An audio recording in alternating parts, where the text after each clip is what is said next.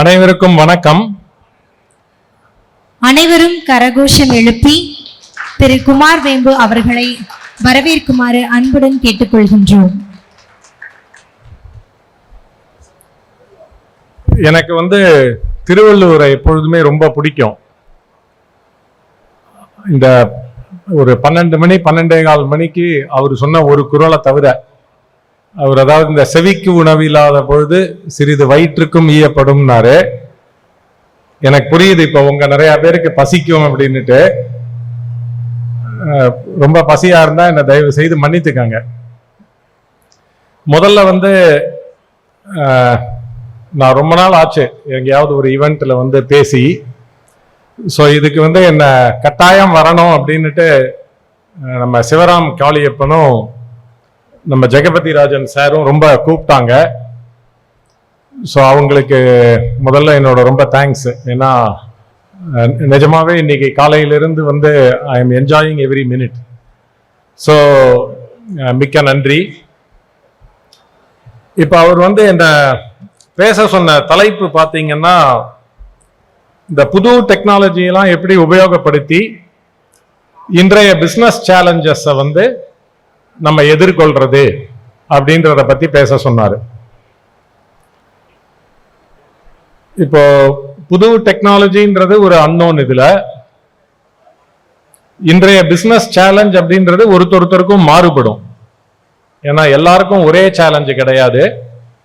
So இதுல ரொம்ப வில்லங்கமான தலைப்பா கொடுத்திருக்காரு அவரு. அன்பார்ச்சுனேட்லி நான் அவருக்கு முன்னாடியே பேசி இதை மாற்ற முடியல. ஆனா அவர் எனக்கு ஒரு பெரிய உதவி பண்ணாரு. இன்னைக்கு இங்க வந்த உடனே என்கிட்ட ஒரு 5 நிமிஷம் பிரீஃப் கொடுத்தாரு. இன்றைய பிசினஸ் சேலஞ்சஸ் என்னென்ன, ஒரு பிசினஸ் மேனுக்கும் இன்னைக்கு என்ன மாதிரி சவால்களை சந்தித்து கொண்டிருக்கிறார்கள், என்ன மாதிரி பயம் இருக்கு, அதாவது நம்ம சம்பாதிச்சதை எல்லாத்தையும் விட்டுடக்கூடாதுன்ற பயம் இருக்கு, அடுத்த ஜெனரேஷன் வராங்க பிசினஸ்க்குள்ள எப்படி அதை மேனேஜ் பண்றோன்ற ஒரு தயக்கம் இருக்கு, அண்ட் காம்படிஷன் அதிகமாயிட்டு இருக்கு, நமக்கு தெரியாத விஷயங்கள் நிறைய பிசினஸ்ல அடாப்ட் பண்ணணும் அப்படின்ற ஒரு தயக்கம் இருக்கு அப்படின்ற மாதிரி நிறைய விஷயங்களை அவர் சொன்னாரு. ஸோ நான் யோசிச்சேன். நான் முதல்ல கம்பெனி ஆரம்பிக்கிறதே பார்த்தீங்கன்னா 1995 நவம்பர்ல நான் கம்பெனி ஆரம்பிச்சேன். ஸோ இப்போ கிட்டத்தட்ட 29 வருஷம் ஆக போகுது. 28 வருஷமும் கொஞ்ச நாளும் ஆகுது. அப்போ எப்படி நம்ம வளர்ந்தோம் அப்படின்றத பத்தி யோசிச்சேன். அண்ட் நான் நிறைய பிசினஸ் மேனை இப்ப பாக்குறேன். அதாவது நான் கோஃப்ரூகல் சாஃப்ட்வேர் பண்றதையும் சரி, அதுக்கப்புறமும் சரி நிறைய பேரை பார்க்கிறேன். ஒரு வளர்ந்தவங்களுக்கும் வளர்ந்ததை தக்க வச்சுக்கிறவங்களுக்கும் வளர்றதுக்கு ஸ்ட்ரகிள் பண்றவங்களுக்கும் ஒரு பெரிய வித்தியாசமா நான் என்ன பாக்குறேன்னா, அவங்க அடுத்தவங்க ஒரு பேசுறதே, அவங்க டிஸ்கஷன் பண்றாங்க இல்ல பேசுறாங்க இல்ல ஒரு இதுல இருக்காங்க அப்படின்னா, எவ்வளவு நேரம் கேட்கறாங்க, எவ்வளவு நேரம் பேசுறாங்க, எவ்வளவு நேரம் அமைதியா இருக்காங்க. ஆக்சுவலா நம்ம இதை பார்த்தாலே ஒருத்தர் வளர்றதுக்கு தயாரா இருக்காரான்னு தெரிஞ்சிடும். அதாவது என்னை பொறுத்த வரைக்கும் யாரெல்லாம் பேச்சை குறைச்சிட்டு கவனிக்கிறத, நான் கேட்கறதுன்னு மட்டும் சொல்ல மாட்டேன், கவனிக்கிறது. ஏன்னா கவனிக்கிறதுன்னா கண்ணால பார்க்கறதுல இருந்து, காதால கேட்கறதுல இருந்து, அதை உள்வாங்கிக்கிறதுல இருந்து எல்லாமே பண்ணணும். நல்லா கவனிக்கிறது. யாரெல்லாம் அதிகமா கவனிக்கிறாங்களோ, யாரெல்லாம் அதிகமா கொஞ்சம் அமைதியா இருக்காங்களோ, அவங்கெல்லாம் நிறையவே வளர்றாங்க. ஏன்னா அவங்களுக்கு என்ன செய்யணும்ன்றது புரியுது. யாரெல்லாம் எல்லாமே எனக்கு தெரியும் அப்படின்னு பேசிட்டே இருக்காங்களோ, அவங்கெல்லாம் முதல்ல ஸ்டாக்னேட் ஆகுறாங்க, அப்புறம் கொஞ்சம் கொஞ்சமா வீழ்ச்சி அடைகிறாங்க வியாபாரத்துல. ஸோ நீங்க யோசிச்சு பாருங்க, உங்களை சுத்தி நீங்க பாக்குற எல்லா ஆண்டர்பிரனரும் பாருங்க, யாரெல்லாம் எனக்கு எல்லா பிரச்சனையும் தெரியும், எல்லா சொல்யூஷனும் தெரியும்ன்றாங்களோ அவங்கெல்லாம் அங்கேயே தேக்கமடைந்துடுறாங்க. கொஞ்ச நாள் தேக்கமடைஞ்சிட்டு அப்புறம் வீழ்ச்சி அடைகிறாங்க. யாரெல்லாம் ஒரு புது கருத்து, ஒரு புது ஐடியா, அவங்க நம்புற விஷயத்தை விட ஒரு ஆப்போசிட்டான விஷயத்தெல்லாம் அவங்களால கேட்க முடியுது, அதை பத்தி யோசிக்க முடியுது ஒரு ஓப்பன் மைண்டோட அப்படின்னா அவங்கெல்லாம் வளர்றாங்க. ஸோ அப்ப இன்னைக்கு வந்து நம்மளை சுத்தி நிறைய மாற்றம் நடக்குது. நீங்க எல்லாருமே உங்க வியாபாரத்துல வந்து எல்லாருடைய ஒரு முகம் அண்ட் தலைமுடி இருக்கோ இல்லையோ அது எல்லாம் பார்க்கறதே ஒரு விஷயம். உங்க அனுபவம் கண்டிப்பா எனக்கு தெரியுது. உங்கள நிறைய பேர் என்னை விட அனுபவம் நிறைய இருக்கிறவங்க.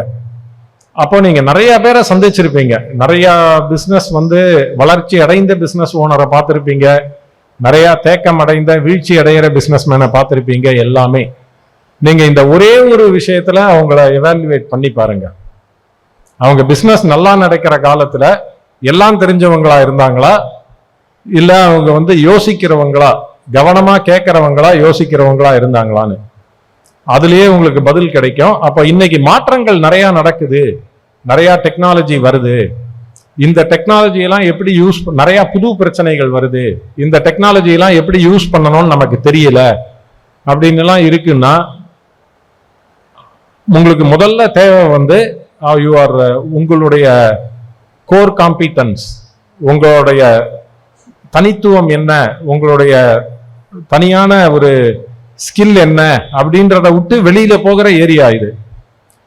அப்போ உங்களுக்கு உதவி பண்றது வந்து கேட்கறது, கவனிக்கிறது, அதை பத்தி யோசிக்கிறது, அதை மாதிரி யோசிச்சு ஒரு முடிவு எடுக்கிறது. ஏன்னா சரியான முடிவை நீங்க எடுக்கணும், அந்த முடிவுக்கு நீங்க தான் பொறுப்பு எடுத்துக்கணும், அடுத்தவங்க சொல்லி செய்ய முடியாது அப்படின்றதே. இப்போ உங்க பிசினஸ்க்கு என்ன டெக்னாலஜி தேவை, அதை எப்படி அடாப்ட் பண்ணணும் அப்படின்றதுக்கு நீங்க கவனிக்கிறதையும் யோசிக்கிறதையும் அதிகப்படுத்தினீங்க அப்படின்னாலே கண்டிப்பா நீங்க அதை கண்டுபிடிச்சிருவீங்க. ஸோ இதை வந்து நான் வந்து ரொம்ப முன்னாடியே கத்துன்ட்டேன். என்ன யாராவது ஒருத்தர் ஏன் வந்து 2-3 காரணம் கேட்கறாங்க, ஏன் உங்களால வளர முடிஞ்சுது அப்படின்னு கேட்கறாங்கன்னா, முக்கியமா வந்து நான் நிறைய நேரம் கேட்பேன் அடுத்தவங்க என்ன சொல்றாங்க அப்படின்றது.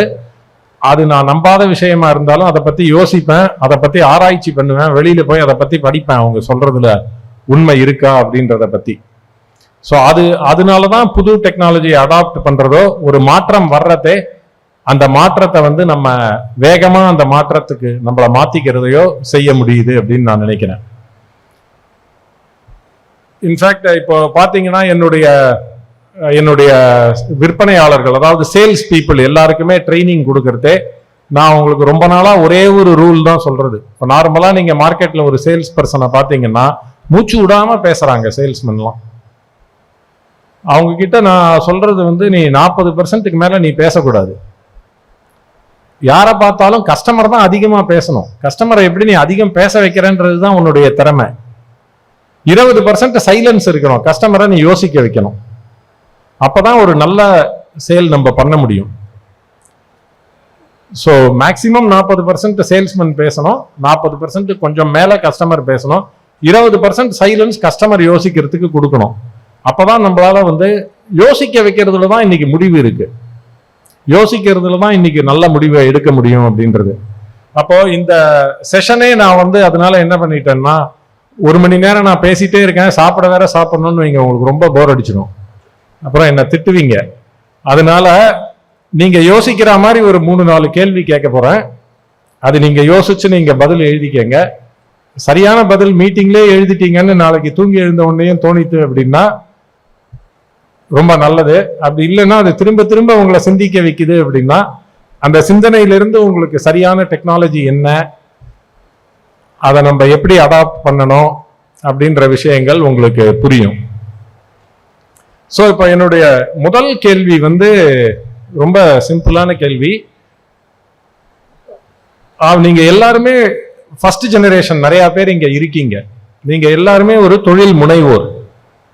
அதாவது இப்ப 2வது ஜெனரேஷனா உங்க பிசினஸ்ல வந்தவர் வந்து உங்க பையனோ பொண்ணோ வந்து அவங்க உங்களுக்கு பையனா பிறந்ததுனால பிசினஸ்குள்ள வந்திருக்கலாம், நீங்க அவங்களுக்கு ஆப்ஷன் கொடுக்காம இருந்திருக்கலாம், அந்த மாதிரி பிரச்சனையெல்லாம் இருக்கு. அப்ப நீங்க வந்து ஒரு ஃபர்ஸ்ட் ஜெனரேஷன் தொழில் முனைவோரா இருக்கீங்கன்னு வைங்க. இதே கேள்வியை கொஞ்சம் மாத்தி செகண்ட் ஜெனரேஷனும் ஆன்சர் பண்ணலாம். பட் ஃபர்ஸ்ட் ஜெனரேஷனா இருக்கீங்கன்னா நீங்க உண்மையா பதில் சொல்ல வேண்டிய கேள்வி, ஏன்னா அதுலதான் நீங்க இன்னும் வளரணுன்றதுக்கான பதில் இருக்கும்னு நினைக்கிறேன். When was the last time நீங்க எப்போ கடைசியா ஒரு ஆண்டர்பிரினரா முடிவெடுத்தீங்க? புரியுதுங்களா? அதாவது ஒரு ஆண்டர்பிரினரா நீங்க சுய தொழில் தொடங்குறோம்னு ஒரு முடிவு எடுக்கிறது வந்து ஒரு பெரிய ரிஸ்க். அதோடைய விளைவு என்ன, அதோடைய முடிவு என்ன இருக்குன்னே தெரியாம நீங்க ரிஸ்க் எடுத்திருக்கீங்க. ஆனா அதுல சக்சஸ் ஆகி நல்லபடியா செஞ்சதுனாலதான் இன்னைக்கு உங்க பிசினஸ் பார்க்கறதுல இருந்து டைம் ஒதுக்கி ஒரு இந்த மாதிரி ஒரு மடிட்சியா மாதிரி ஒரு ஆர்கனைசேஷனை பில்ட் பண்றதுக்கு ஹெல்ப் பண்ணி இவ்வளவு மெம்பரை சேர்த்து நம்ம ஒரு கம்யூனிட்டியா இன்னும் டெவலப் ஆகணும்ன்ற ஆர்வத்துல உங்களுடைய 20% நேரத்தையாவது இதுக்கு ஒதுக்க முடிகிற அளவுக்கு நீங்க வியாபாரத்துல வளர்ந்துருக்கீங்க. இத்தனை வருஷத்துல உங்க தொழில வளர்ந்துருக்கீங்க. ஆனா இப்ப நீங்க வந்து நான் கடைசியா எப்ப ஒரு தொழில் முனைவோரா முடிவெடுத்தேன், அது என்ன முடிவு அப்படின்னு யோசிச்சு பாருங்க. ஏன்னா உங்க கம்பெனிலேயே நீங்க ஒரு மேனேஜர் ஆயிட்டீங்களா, ரிஸ்கே எடுக்காம. நாங்கெல்லாம் கிரிக்கெட் விளையாடுறதே சொல்லுவாங்க, இப்ப T20 விளையாடுறவங்க எடுத்தீங்கன்னா ஒரு பாலும் ரிஸ்க் எடுக்கிறாங்க. T20ல அவங்க ஒரு பாலும் ரிஸ்க் எடுத்து விளையாடணும். ஏதாவது ஒரு 2 விக்கெட் போயிட்டாங்கன்னா ஃபர்ஸ்ட் பால் வந்துட்டு ரிஸ்க் எடுக்காம விளையாடலாமா இருக்கலாம். பட் நீங்க T20 விளையாடுற விதத்தை பாத்தீங்கன்னா இன்னைக்கு ஒரு பாலும் ரிஸ்க் எடுக்கணும் மாதிரி இருக்கு. ஸோ ஒரு மேட்ச்லயும் ஒரு பாலும் அவங்க ரிஸ்க் எடுத்து விளையாடுறாங்கல்ல. அதே நாங்க கிரிக்கெட் விளையாடுற நேரத்துலலாம் ரொம்ப அறுத்து விளையாடினான்னு வச்சுக்கோங்க, என்ன மடியா ஆடுற நீனு அப்படின்னு கேட்பாங்க. ரிஸ்கே எடுக்காம ரன்னே அடிக்காம டொக்கு டொக்கு டொக்குன்னு வச்சுட்டு இருந்தா கவாஸ்கர் விளையாடுற மாதிரி. ஏன்னா அவர் ஒன் டே இன்டர்நேஷனல்ல போயிட்டு 30 ஓவருக்கு மேல ஆடி 60 ஓவர் மேட்ச்ல 35 ஓவர் கிட்ட ஆடி ஏதோ 30 ரன் அடிச்சாருன்னு ஒரு இது சொல்லுவாங்க, ஸ்லோயஸ்ட் ரன்னுக்கு. ஸோ அந்த மாதிரி ஆடுறதும் இருக்குல்ல. அப்ப நம்ம பிசினஸ்ல நம்மளே ஒரு மேனேஜர் ஆயிடலாம் நம்ம ரிஸ்க் எடுக்காம. அப்ப நம்ம ஒரு ஆண்டர்பிரினரா எப்ப கடைசியா ரிஸ்க் எடுத்தோம் அப்படின்றது ஒரு முக்கியமான கேள்வி. இப்ப நீங்க செகண்ட் ஜெனரேஷனா இருக்கீங்கன்னு நீங்க கேட்க வேண்டிய கேள்வியும், நம்மளுடைய அப்பாவோ அம்மாவோ நமக்கு முந்தின ஜெனரேஷன் ஆரம்பிச்சவங்க என்ன மாதிரி ரிஸ்க் எடுத்தாங்கன்னு நமக்கு தெரியுமா? அந்த ரிஸ்கை வந்து அவங்க ஒரு ரிவார்டிங் எக்ஸ்பீரியன்ஸா மாத்துறதுக்கு அவங்க என்ன மாதிரி உழைப்பு போட்டாங்க, என்ன மாதிரி சவால்களை சந்தித்தார்கள்னு தெரியுமா? இப்ப இன்னைக்கு எனக்கு இவ்வளவு பெரிய பிளாட்ஃபார்ம் இருக்கு அப்படின்னா இது வந்து பேக்ரவுண்ட் கான்டெக்ட். அவங்க கேட்க வேண்டிய கேள்வி வந்து, எனக்கு இன்னைக்கு ஒரு பிளாட்ஃபார்ம் இருக்கு, இதுல ஏற்கனவே ரிஸ்க் எடுத்த ஒரு ஆண்டர்பிரினர் வந்து எனக்கு முந்தின ஜெனரேஷன்ல இருக்காரு அப்படின்னா அவருடைய கைடன்ஸ் ஆர் மென்டர்ஷிப்பும் எனக்கு இருக்கு. அப்போ அதை விட ஒரு மோர் ரிவார்டிங்கா, ஒரு பெட்டர் ரிஸ்கா, கால்குலேட்டட் ரிஸ்கா நான் ஏதாவது செய்யறேனா அப்படின்னு கேட்கணும். ஏன்னா நீங்க இந்த கேள்விக்கு விடை தேடினீங்கன்னு நான் என்ன நம்புறேன்னா, நம்ம குறிக்கோளை இதுதான் என்னுடைய குறிக்கோள் அப்படின்னு பிக்ஸ் பண்ணிட்டோம்னா அந்த குறிக்கோள் வந்து கண்டிப்பா அடையணும்ன்ற ஒரு வெறி. ஏன்னா நீங்க முதல்ல பிசினஸ் ஆரம்பிக்கிறதே உங்களுக்கு அது இருந்தது. நீங்க இப்ப உங்க பையனையோ பொண்ணையோ பிசினஸ் கூட்டின்னு வரீங்கன்னா வேலை பார்க்க கூட்டின்னு வரீங்களா, இல்ல அவங்கள ஒரு ஆண்டர்பிரினரா உருவாக்க கூட்டின்னு வரீங்களா அப்படின்றதையும் நீங்க கேளுங்க. மேபி ஃபர்ஸ்ட் ஜெனரேஷன்ல இருக்கிறவங்களுக்கு அதுவும் ஒரு கேள்வி. வேலைக்கு ஆள் கிடைக்கலன்னு பையன் பொண்ண வேலை பார்க்க கூட்டின்னு வருமா, இல்ல அவங்கள நம்ம பிசினஸ வளர்க்கறதுக்கு கூட்டின்னு வரோமா? ஏன்னா ரெண்டும் வேற வேற மாதிரி டீல் பண்ணும். ஸோ அப்போ ஃபர்ஸ்ட் ஜெனரேஷன் இருக்கிறவங்க இந்த மாதிரி கேள்வியை கேட்டு செகண்ட் ஜெனரேஷன் இருக்கிறவங்க கேட்டு நமக்கு இதை செய்யணும்ன்ற ஒரு குறிக்கோள் வந்துடுதுன்னு வைங்க, டெக்னாலஜி அடாப்ட் பண்றதுன்றது ஒரு 1%, 5% வேலை. அதுல நீங்களே அதுக்கான பதில கண்டுபிடிச்சிருவீங்க. இப்ப இதுல நான் கால்குலேட்டட் ரிஸ்க் அப்படின்னு ஒண்ணு சொன்னேன். சோ இந்த கால்குலேட்டட் ரிஸ்க்னு நான் இது 2வது விஷயம். நான் வந்து ஆரம்பிச்ச அப்போதுல இருந்து நாங்க எதை சரியா செய்தோம் அப்படின்னு பார்த்தா, அதாவது இப்ப எங்க ஃபேமிலியில எல்லாருமே அண்ணா, என்னுடைய பிரதர்ஸ் 4 பேரு, சிஸ்டர் எல்லாருமே இதே பிசினஸ்ல தான் இருந்தோம். நாங்க ஒரு விஷயம் சரியா செஞ்சோம் அப்படின்னா, கம்பெனி ஆரம்பிச்சதுல இருந்தே வந்து கம்பெனியோட அக்கவுண்ட்ஸ் அண்ட் ஃபினான்ஸ் தனி, பர்சனல் ஃபினான்ஸ் அண்ட் அக்கௌண்ட்ஸ் தனி. அப்படின்னா நான் என்னுடைய குடும்ப செலவு, சொந்த செலவு பண்றது எல்லாமே வந்து என்னுடைய சம்பளத்துல தான் பண்ணுவேன். ஸோ கம்பெனியிலிருந்து பண்றது இல்லை. அப்போ கம்பெனியோட பேலன்ஸ் ஷீட் வந்து ரொம்ப ஸ்ட்ராங்கா இருக்கும். ஏன்னா இப்போ நான் முதல் வருஷம் ஃபார்ச்சுனேட்லி 1995-96 நாங்கள் ஸ்டார்ட் பண்ணோம்.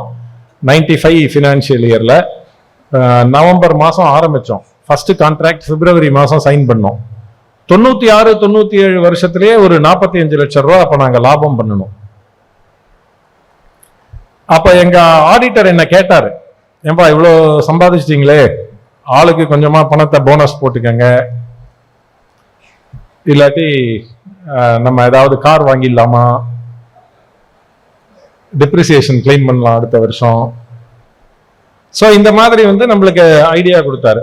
நம்ம சொன்னோம், இல்லைங்க நான் வந்து ஒரு வேலை பார்த்துட்டு இருந்தேன்னா என்ன சம்பளம் வருமோ அந்த சம்பளம் எனக்கு இன்னைக்கு வந்துட்டு இருக்கு கம்பெனியில, நம்ம கம்பெனியில. அதாவது அன்னைக்கு வந்து இப்போ நான் ஹெச்சிஎல்ல வேலை பார்த்துட்டு இருந்தேன், ஹெச்பியில வேலை பார்த்தேன்னா என்ன சம்பளம் வருமோ அந்த சம்பளம் நான் வாங்கிட்டு இருக்கேன். ஃபேமிலி ரன் பண்ண அது போதும். So company balance sheet, company asset வந்து கம்பெனிலேயே இருக்கட்டும். அப்போ நாங்க எல்லா பிசினஸ் முடிவுமே கம்பெனில தான் ரிஸ்க் எடுத்திருக்கோம், முதல் முடிவை தவிர. ஏன்னா மாசம் எனக்கு எல்லா மாசமும் சம்பளம் வந்துட்டு இருக்கு கரெக்டா. ஸோ பர்சனலா நான் அதுக்கப்புறம் 0 ரிஸ்க் எடுத்திருக்கேன்னு சொல்லலாம். ஏன்னா நான் முதல்ல அமெரிக்கால இருந்து 1995 நவம்பர்ல வேலையை விட்டுட்டு வர்றதே தான் நமக்கு டிசம்பர் மாசம் சம்பளம் யார் தருவாங்கன்னு தெரியாது. பட் ஒரு பிப்ரவரி மார்ச் 96 ஒரு 2 மாசத்துக்கு அப்புறமே வந்து நமக்கு எங்க இருந்து மாசம் சாப்பிட்றதுக்கு பணம் வர போறதுன்றது தெரியும். அது வந்து அதிகமாயிட்டே தான் இருக்கு, அதற்கான வாழ்க்கை தரத்தை உயர்த்திக்கிட்டே தான் இருக்கும். ஆனா என்னுடைய பர்சனல் அசட் வளர்ந்ததை விட பல மடங்கு வேகமா கம்பெனி பேலன்ஸ் ஷீட் வளருது.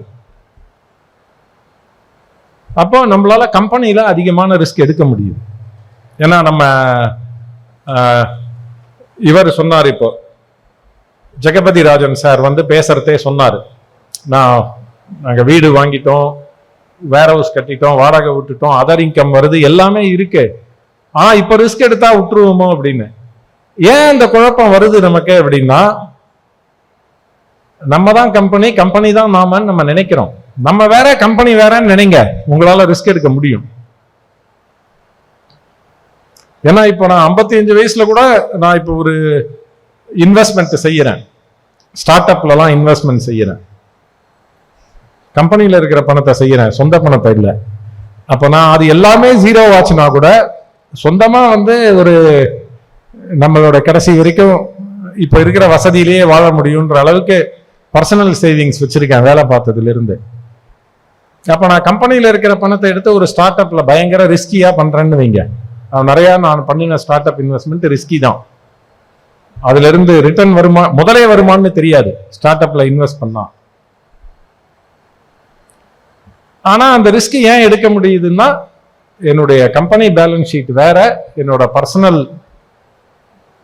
அசட் அண்ட் பர்சனல் ஃபண்ட் வேறன்னு இருக்கிறதுனால. அப்ப நான் கம்பெனியோட இதுக்கு நானே சோல் ப்ரொப்ரைட்டரா இருந்தா கூட கம்பெனியோட பேலன்ஸ் ஷீட்டோட கஸ்டோடியன் நான். சரியான முடிவை எடுக்கணும், அதை ஒரு 10 வருஷம் 20 வருஷத்துல அதை வந்து பல மடங்கு வளர்த்தணும் அப்படின்ற ஒரு கோல் இருக்கும்.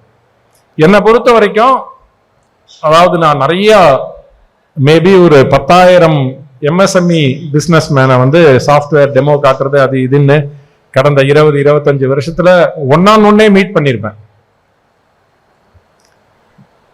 ஒரு முக்கியமான காரணம்னு என்ன கேட்டீங்கன்னா, அவங்களுடைய எது கம்பெனி எது பர்சனல்னே தெரியாது, ரெண்டையுமே ஒன்னா போட்டு குழப்பிக்கிறதுனால ரிஸ்கே எடுக்க முடியாம அவங்க மாட்டிக்கிறாங்க அப்படின்ற மாதிரி. சோ அப்போ நீங்க கேட்க வேண்டிய, உங்களை நீங்களே கேட்டுக்க வேண்டிய அடுத்த கேள்வி அப்படின்னா, என்னுடைய பிசினஸ்ல நான் கம்பெனி வேற, நான் வேற, நான் சோல் ப்ரொப்ரைட்டர் 100% ஓனரா இருக்கட்டும், எனக்கு வந்து ஒரு பிசினஸ் வேற, கம்பெனி வேற, சொந்த செலவுக்கு பணம் வேணும்னா கம்பெனில இருந்து எடுத்துக்க மாட்டேன், கம்பெனி செலவுக்கு பணம் வேணும்னா சொந்த பணத்தை போட மாட்டேன். ரெண்டுமே ஒரு தேர்ட் பார்ட்டி மாதிரி முடிவெடுக்கிற அளவுக்கு மென்டல் ஸ்ட்ரென்த் நமக்கு இருக்கா?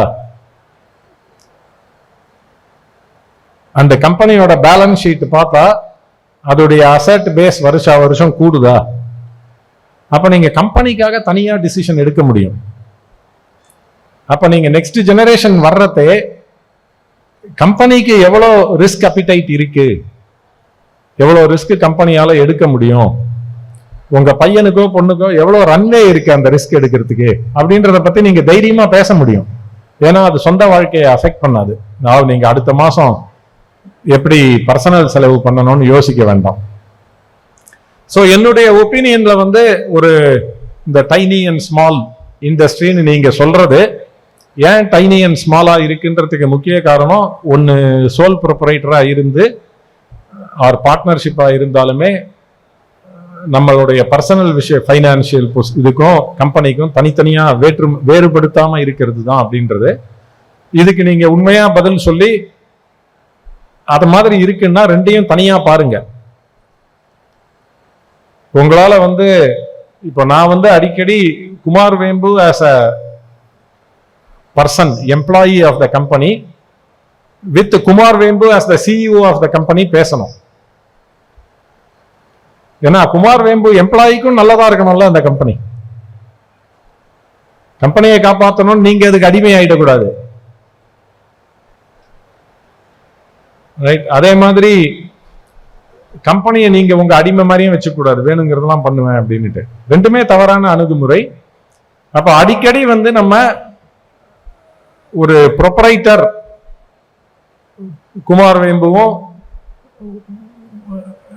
ஒரு கம்பெனிக்கு வாய் இருந்தா அதை எப்படி பேசும்? கம்பெனி வேற ஒருத்தர் நடத்தினா அவங்க என்ன கேள்வி கேட்பாங்க, அதை நம்ம கேட்டுக்கணும்ல.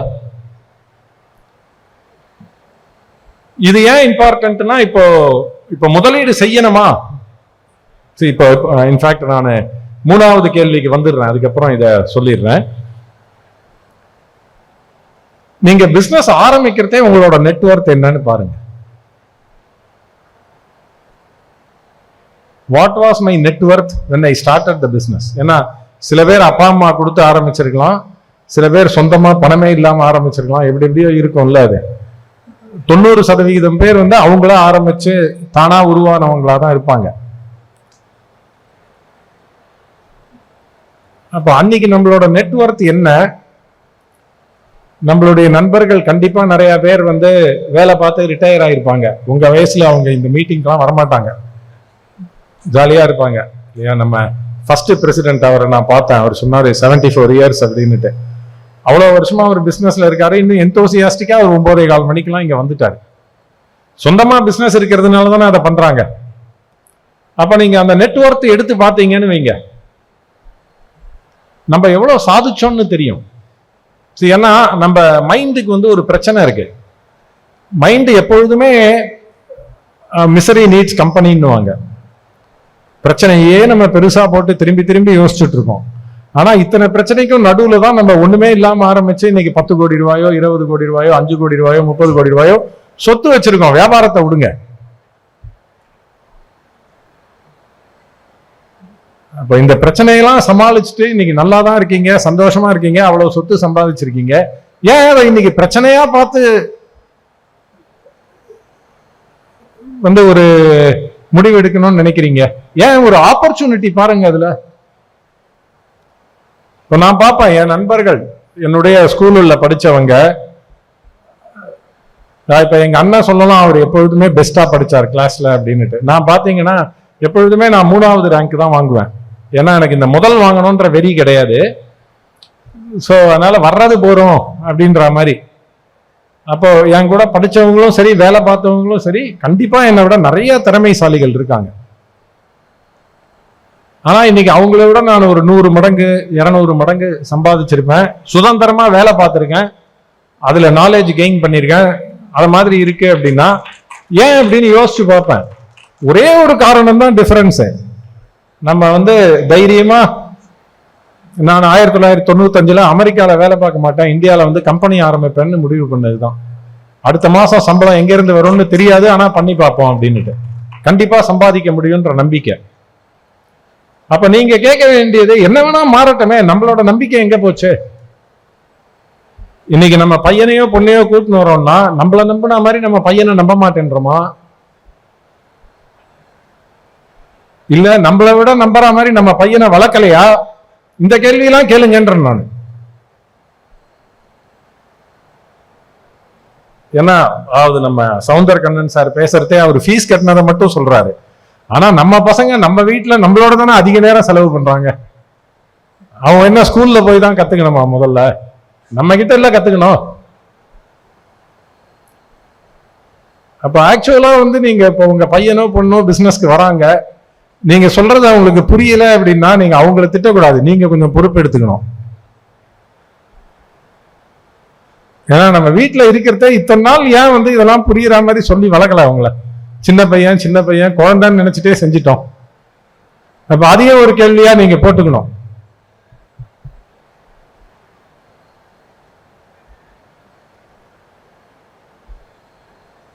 சோ நான் கத்துன்றது பாத்தீங்கன்னா டெய்லி நம்ம ஒரு சில கேள்விகளோட போகணும். சரி, ஒண்ணு வெளியில பதில் தேடி கண்டுபிடிக்கிறது ஒண்ணு, ஆனா அதை விட பயங்கர பவர்ஃபுல்லா நான் ரியலைஸ் பண்ணது நம்மளோட ஓன் மைண்ட். நான் ஏதாவது ஒரு பிரச்சனை பயங்கர ஆழமா சிந்திச்சு என்னடா இதுன்னு ஃப்ரஸ்ட்ரேஷனோடயோ அதுல ஒரு ஃபோக்கஸோட படுத்தோம்னா அடுத்த நாள் காலையில கண்டிப்பா நமக்கு சொல்யூஷன் வருது. அது தெரியாத விஷயமா இருக்கலாம், எப்படி வேணா இருக்கலாம், இன்ட்யூஷன் ஒர்க் ஆகுது. நமக்குள்ள அவ்வளவு சக்தி இருக்கிறதே நம்ம அதை எவ்வளவு பேர் யூஸ் பண்றோம். நீங்க எவ்வளவு தடவை காலையில எழுந்துக்கிறதே ஒரு பிரச்சனைக்கு தெளிவான முடிவு வருது அப்படின்னு யோசிங்க. அது வரலைன்னா நம்ம அதை வளர்த்துக்கணும்.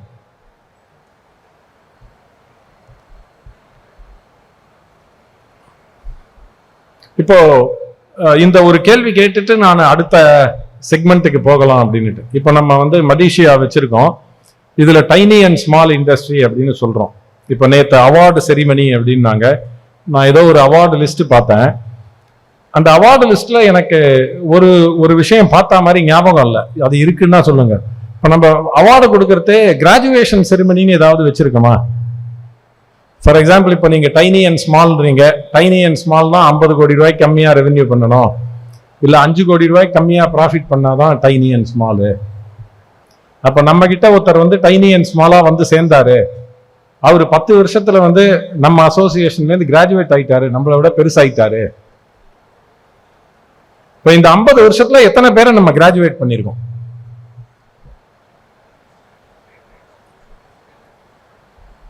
ஏன்னா இங்க எல்லாருமே இருக்கிறதுக்கு ஒரு நோக்கம் வளர்ச்சி.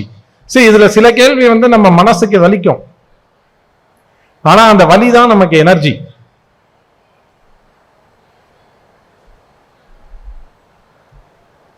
ஐம்பது வருஷத்துல எவ்வளவு பேர் கிராஜுவேட் பண்ணிருப்போம்? எனக்கு நிறைய நேரம் அந்த கேள்விதான் ஞாபகம் வந்துட்டே இருந்தது. ஏன்னா உங்க எல்லாருடைய உழைப்பும் கண்டிப்பா ஒரு ஒரு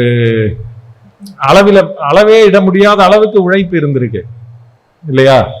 அப்போ நம்ம வருஷம் 10 பேரை கிராஜுவேட் பண்ணோம். 1500 மெம்பர் இருக்காங்கன்னா இந்த வருஷம் 15 பேரை கிராஜுவேட் பண்ணணும் அப்படின்ற குறிக்கோள் இருக்கா மலேசியாக்கு?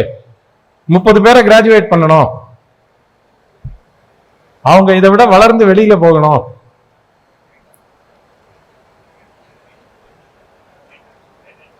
சார் எவ்வளவு பேர் கிராஜுவேட் ஆயிருப்பாங்க சார்?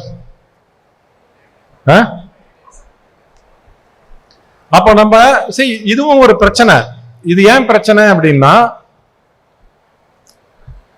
நம்ம எல்லாருக்கும் மனிதர்களுக்கு ஒரு இயல்பான விஷயமே பாத்தீங்கன்னு வச்சுக்கோங்களேன், நம்ம ஒரு குறுகிய வட்டத்துக்குள்ளேயே கம்ஃபர்ட் நிறைய கிடைக்கும். இப்ப புதுசா ஒருத்தரை போய் பார்க்கணும்னா தயக்கம், புதுசா ஒரு விஷயத்த செய்யணும்னா தயக்கம், புதுசா ஒரு விஷயம் கத்துக்கணும்னா தயக்கம். ரைட்? அப்ப மலேசியால இருந்தா மாசம் மீட்டிங்ல அதே ஆளுங்களை பார்த்துட்டு இருக்கலாம், அதே விஷயத்த பேசிட்டு இருக்கலாம், ஜாலியா இருக்கும். அப்ப நம்மளே தான் அவங்கள பிடிச்சி வச்சுக்கிறோம், வெளியில போக விடாம. டைனி அண்ட் ஸ்மாலாவே இருந்திருப்பா, வாழ்க்கை நல்லா இருக்கும், நம்மளே திரும்பி மீட் பண்ணலாம்.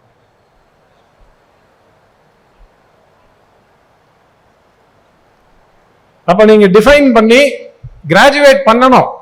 சரி, வருஷம் கிராஜுவேட் பண்ணணும். ஏன்னா இது ஒரு கிராஜுவேட் பண்றவங்கள நம்ம செலிப்ரேட் பண்ணணும். நீங்க 2 பேர் கிராஜுவேட் ஆறவங்களை செலிப்ரேட் பண்ணுங்க முதல் வருஷம். அடுத்த வருஷம் 10 பேருக்கு ஒரு உற்சாகம் வரும். 4 பேர் கிராஜுவேட் ஆகணும்னு ஆசைப்படுவாங்க. இங்கிலீஷ்ல அதான் சக்சஸ் பிரீட்ஸ் சக்சஸ்ன்றாங்க. நம்ம அவங்களெல்லாம் செலிப்ரேட் பண்ணோம். இப்போ அடுத்த வருஷம் இந்த மாதிரி ஒரு ஈவெண்ட் நடக்குதுன்னா இந்த வருஷம் கிராஜுவேட் ஆகி வெளியில போறவங்களுக்கு 1/2 மணி நேரம் பேசுறதுக்கு வாய்ப்பு தரணும்.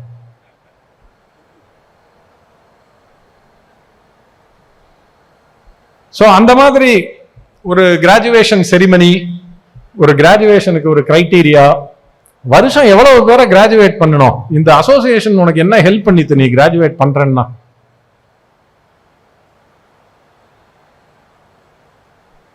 கிராஜுவேட் பண்ணவங்க நீ வெளியில போவானாப்பா, அலுமினியா இரு, காலேஜ்ல வச்ச மாதிரி ஒரு உற்சாகம் வரும் அவங்களுக்கு. அவங்க அப்ப வெளியில வேற அசோசியேஷனுக்கு போயிட்டு சிஐஐக்கு போறாங்க, அலுமினியா இங்க வந்து அதுல கத்துக்கிறத சொல்லி தருவாங்க. இல்லாட்டி நம்ம வந்து இந்த குட்டையில ஒரு மட்டை மாதிரி இருந்துருவோம். கடல்ல மீன் பிடிக்க மாட்டோம், குளத்துல மீன் பிடிச்சிட்டு இருப்போம். சோ அப்போ இப்போ ஃபர்ஸ்ட் என்ன கிரியேட் பண்ணணும்? கிராஜுவேட் ஆகணும்ன்ற ஆஸ்பிரேஷன். கிராஜுவேட் ஆகணும்ன்ற ஆஸ்பிரேஷன் ஒருத்தருக்கும் வந்துடுது அப்படின்னா, இன்ஃபேக்ட் நீங்க அதை கேட்கணும், எனக்கு கிராஜுவேட் ஆகணும்ன்ற ஆஸ்பிரேஷன் இருக்கா? எனக்கு கிராஜுவேட் ஆகணும்ன்ற ஆஸ்பிரேஷன் இருக்கா இல்லையா? ஃபர்ஸ்ட் சிம்பிளா ஆன்சர் பண்ணோம்னா எல்லாருமே இருக்குன்னு சொல்லுவோம். அது வந்து ஆசை. ஆசைக்கும் குறிக்கோளுக்குமே ஒரு வித்தியாசம் இருக்குல்ல. எப்படி நீங்க ஆண்டர்பிரனர் ஆவறதே நான் சுயமா தொழில் செய்யணும்ன்றது உங்களுக்கு இருந்தது,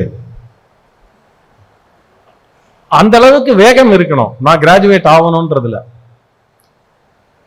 அந்த தேவையே இல்லைன்னு வைங்களேன், எத்தனை மீட்டிங் அட்டன் பண்ணி யார் வந்து பேசினாலும் எந்த பிரச்சனைக்கும் முடிவே கிடையாது.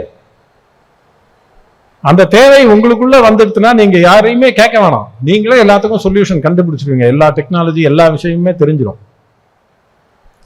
அப்ப முதல்ல நம்ம வந்து கிராஜுவேட் ஆகணும்ன்ற ஒரு குறிக்கோளை நம்மளுக்குள்ள வர வைக்கணும். அது எல்லாருக்கும் பரவணும், நிறைய மெம்பருக்கு பரவணும்.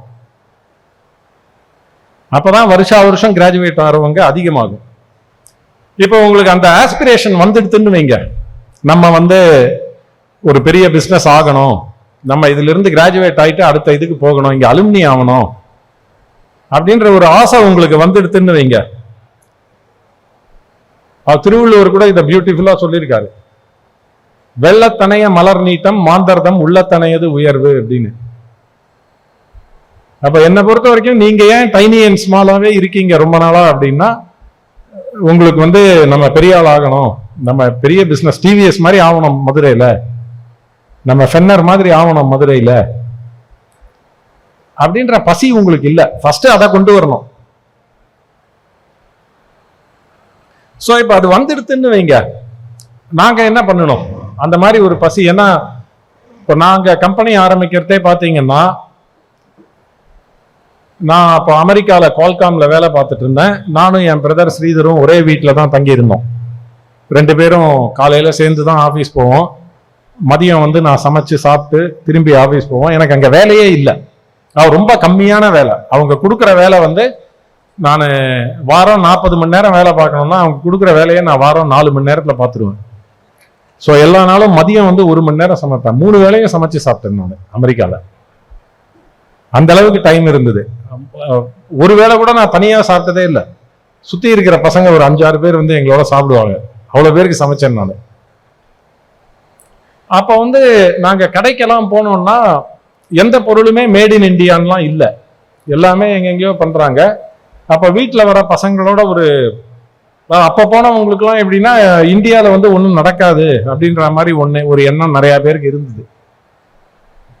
நான் அப்ப சொல்லுவேன், அவங்க எல்லாருமே ஒரு இன்ஜினியரிங்கை முடிச்சுட்டு படிக்க அமெரிக்கா போயிட்டு அமெரிக்கால வேலை பார்க்குறவங்க. நான் வந்து ஒரு 4 வருஷம் இந்தியாவில வேலை பார்த்துட்டு அமெரிக்கா போனவன். நான் சொல்லுவேன், இங்க வந்து பயங்கர எனர்ஜிப்பா, நாங்கெல்லாம் 14 மணி நேரம் வேலை பார்த்தோம், நாங்க இதை பண்ணோம் அதை பண்ணோம்னு சொல்லுவேன். அவங்க சொல்லுவாங்க, நீ அவ்வளவு நேரம் பண்ண, ஆனா இந்தியா என்னத்தை பிடிங்கிட்டு ஒரு ப்ராடக்ட்டுமே வரலையா இந்தியால இருந்து அப்படின்னுவாங்க. இது ஒரு 4-5 தடவை கேட்ட உடனே எனக்கு ரொம்ப கோவம் வந்துடுது. நான் போயிட்டு ஏதாவது புடுங்க முடியுமான்னு பாக்குறேன் அப்படின்ட்டு தான் நான் வந்தேன். ஸோ அப்போ முக்கியமா என்ன பண்ணுவோம்னா, இப்ப நான் பண்ற பிசினஸ்ல என்னை விட அடுத்த ஸ்டெப் மேல இருக்கிறவங்க யாரு, அதுல வேர்ல்டு லீடர் யாரு? ஏன்னா இப்ப இன்னைக்கு எந்த பிசினஸ் பண்ணாலுமே நான் பயங்கர யூனிக்கு, என் பிசினஸ்ல வேற யாருமே உலகத்திலேயே கிடையாது அப்படின்னா, நீங்க அதுல உலக லீடர் ஆகிறதுக்கு என்ன பண்ணணும்னு பாருங்க. சோ அடுத்த கேள்வி, இப்ப என் பிசினஸ் பயங்கர யூனிக், உலகத்திலேயே எவனும் கிடையாது இந்த பிசினஸ்ல அப்படின்னா, you become the world leader in that. உலகம் முழுக்க என்ன மார்க்கெட்னு பார்த்தா அதுல நீங்க வேர்ல்டு லீடர் ஆகணும். எனக்கு தெரிஞ்சு இன்னைக்கு 99% பிசினஸ் அந்த மாதிரி இதுல இருக்காது. சோ அப்ப என் பிசினஸ்ல என்னை விட 3 மடங்கு 2 மடங்கு 4 மடங்கு பெரிய சைஸ்ல இருக்கிறவங்க யாரு? யாரு 4 பேர் 5 பேர் இருக்காங்களா எடுத்துக்கங்க. என்னுடைய பிசினஸ்ல வேர்ல்டு லீடர் யாரு எடுத்துக்கங்க. இப்ப இந்த வேர்ல்டு லீடரா இருக்கிறவங்க வந்து பப்ளிக் கம்பெனியா இருப்பாங்க. குவார்ட்டர்லி அவங்க வந்து ரிசல்ட் போடுவாங்க. அது அவங்க நியூயார்க் ஸ்டாக் எக்ஸ்சேஞ்சில் இருந்தாலும் சரி, டோக்கியோ ஸ்டாக் எக்ஸ்சேஞ்சா இருந்தாலும் சரி, பாம்பே ஸ்டாக் எக்ஸ்சேஞ்சா இருந்தாலும் சரி, அதுல இந்தியாவில் யார் லீடர்னு நீங்க எடுக்கலாம். அப்போ யார் என்னை விட 2 மடங்கு 3 மடங்கு பெருசா இருக்காங்க, இந்தியாவில் யார் லீடர், உலகத்துல யார் லீடர்னு எடுக்கிறீங்க. ஒரு 8 கம்பெனி 10 கம்பெனி லிஸ்ட் வருதுன்னு வச்சுக்காங்க. மொத்தமா முதல்ல வந்து நீங்க அவங்களுடைய annual report and balance sheet P&L study பண்ணும் ஃபர்ஸ்ட். ஏன்னா வந்து அதுல நிறைய இன்ஃபர்மேஷன் இருக்கு. இப்போ அவங்க பப்ளிக் கம்பெனின்னா இதெல்லாம் பப்ளிக் இன்ஃபர்மேஷன். நீங்க போயிட்டு ஸ்டாக் எக்ஸ்சேஞ்சோட இதுல ஃபைலிங்ஸ்ல இருந்து எடுத்து படிக்கலாம். ஸோ அவங்க பிரைவேட் கம்பெனினா இன்னைக்கு மினிஸ்ட்ரி ஆஃப் கார்பரேட் அஃபேர்ஸ்ல 100 ரூபா 150 ரூபா கட்டினா எல்லா ரிப்போர்ட்டையும் டவுன்லோட் பண்ணலாம். அதான் ஸ்டடி பண்ணோம்.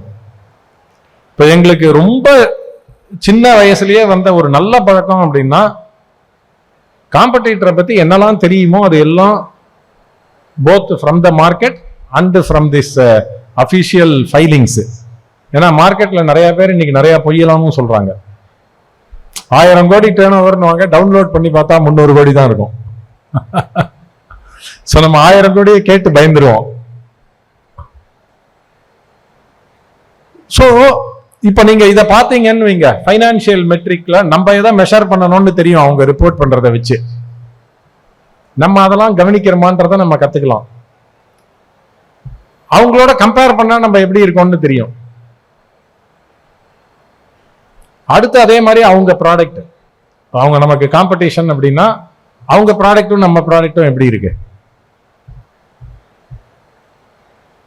இது வந்து அப்போ நீங்க எவ்ரி குவார்ட்டர் அதை ஃபாலோ பண்றீங்க, 1 நாள் 2 நாள் செலவு பண்ணி அப்படின்னா, அவங்க என்ன டெக்னாலஜியில அட்வான்ஸ் பண்றாங்க ப்ராடக்ட்ல, அவங்க என்ன டெக்னாலஜியை அடாப்ட் பண்ணாங்க, நம்ம எங்க பின்தங்குறோம், நம்ம எதை பண்ணாமே இருக்கோம், எல்லாமே தெரியும் அதுல.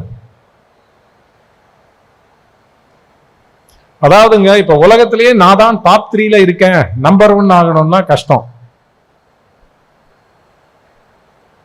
உலகத்துல இருக்கிற 10,000 வெண்டர்ல நாங்க 9,000 பேர் ஒன்னாதான் இருக்கோம், நான் எப்படி மேல போகணும்னா ரொம்ப ஈஸி. ஏன்னா anything you do by learning from the leader is a positive change, you are going to improve. அதை எந்த ஆர்டர்ல பண்ணணும்னு முடிவு பண்ணி பண்ண வேண்டியதுதான்.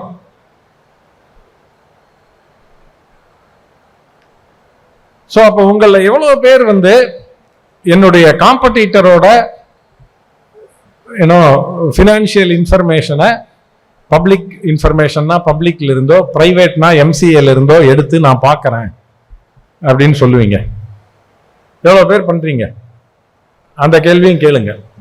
ஏன்னா வளர்ச்சிக்கு வந்து நானே தான் கோடு போடணும், நானே தான் ரோடு போடணும், நானே தான் அதுல கார்ல போகணும், ஒரு வாழ்க்கை போராது. வேகமா செய்யணும் அப்படின்னா ஏற்கனவே போனவங்களை பார்த்து நம்ம நிறைய கத்துக்கணும். அது ஏற்கனவே போனவங்க என் பிசினஸ்லயே இருக்கிறவன்ட்டு எப்படி கத்துக்கிறது? அவங்க உங்க மீட்டிங்ல வந்து உங்களுக்கு சொல்லி தர மாட்டாங்க, கோச்சிங் சென்டர் அவங்க நடத்த மாட்டாங்க, என் பிசினஸ்ல என்னோட நீ எப்படி கம்பீட் பண்ணணும்னு. ஆனா அவங்க தடயங்கள் என்னன்றது வந்து அவங்களோட ஃபைலிங்ஸ்ல இருக்கு, அவங்க மார்க்கெட்ல செய்யறதுல இருக்கு. அது ரெண்டையும் நம்ம கவனிச்சோம்னாலே, நீங்க இப்போ உலகத்துல இதுல 10,000 பேர் இருக்காங்க, நாங்க வந்து பாட்டம் 9,000ல எங்கேயோ இருக்கோம் அப்படின்னா 2 வருஷத்துல டாப் 1000க்கு போக முடியும். அங்க இருந்து இன்னும் 2 வருஷத்துல டாப் 100க்கு போக முடியும். அதுக்கப்புறம் தான் ப்ரோக்ரஸ் ஸ்லோ ஆகும். ஸோ அது ஒரு கேள்வி நீங்க கேட்கணும். ஸோ மேபி இப்போ ஒரு எனக்கு எவ்வளவு நேரம் எடுத்துட்டேன்னு தெரியல, யாராவது டைம் கீப் பண்ணீங்கன்னா சொல்லுங்க. ஏன்னா என்கிட்ட மைக்கு கொடுத்துட்டா வாங்குறது கஷ்டம். என்னங்க இன்னும் 1/2 மணி நேரம் இருக்கா? பாவங்க நீங்கெல்லாம், இன்னும் 1/2 மணி நேரம் இருக்குன்ற. ஏதாவது கேள்வி இருக்கா உங்களுக்கு யாருக்காவது?